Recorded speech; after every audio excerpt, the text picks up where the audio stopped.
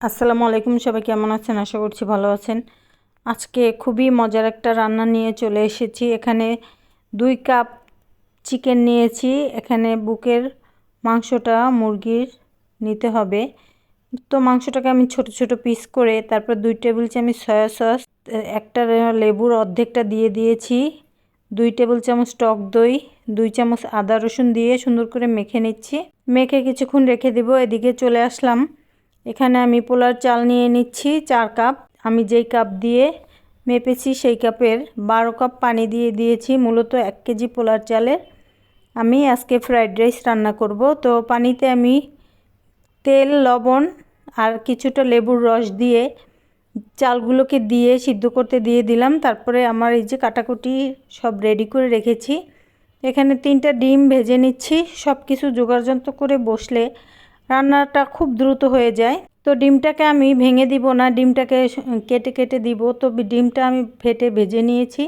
তারপর আরেকটু তেল দিয়ে এখানে পেঁয়াজটা ভেজে একটু গরম মশলা দিয়ে বেরেস্তা করে তারপরে দিয়ে দিলাম সেই মেখে রাখা মাংসগুলোকে। তারপর এখানে হাঁড়িতে গরম তেল দিয়ে পেঁয়াজটা হালকা ভেজে চিংড়িটাকে ভেজে নিচ্ছি। মূলত আমি এই হাঁড়িতেই রান্না করব। তো 1 কেজি পোলার চাল, আরও সবজি আছে, অনেকগুলো হবে। তারপরে দিয়ে দিলাম চিংড়িটা যখন ভাজা হয়ে আসছে তখন এতে দিয়ে দিলাম গাজর, বরবটি আর পাতাকপি আর কিছু কাঁচামরিচ। তারপর লবণ দিয়ে ভালোভাবে ভেজে নেব।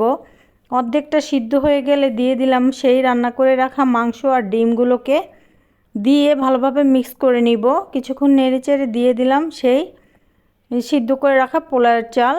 চালটাকে 50%-এর চেয়ে একটু বেশি সিদ্ধ করতে হবে।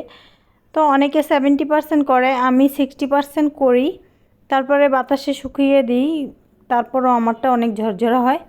তো এখানে দেখতে পেলেন এখানে লেমন ক্রাশ, রাইসটাকে মিক্স করে আমি কিছু লেমন ক্রাশ দিয়ে কিছুক্ষণ ঢেকে রেখেছিলাম। তো এখানে আজকে খুবই মজার একটা সালাদ তৈরি করব। এখানে একটা বিটরুট ছিল আর পুদিনা পাতা ছিল।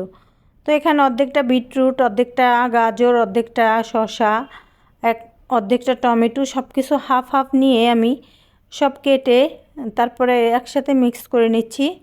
এখানে পুদিনা পাতা কুচি করে দিয়ে দিয়েছি আর টক দই দিয়ে এখন সালাডটাকে খুব সুন্দর করে মেখে নিব।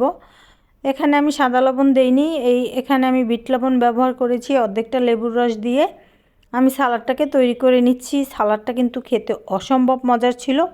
একবার হলেও ট্রাই করে দেখবেন, খুবই স্বাস্থ্যসম্মত এই সালাডটা।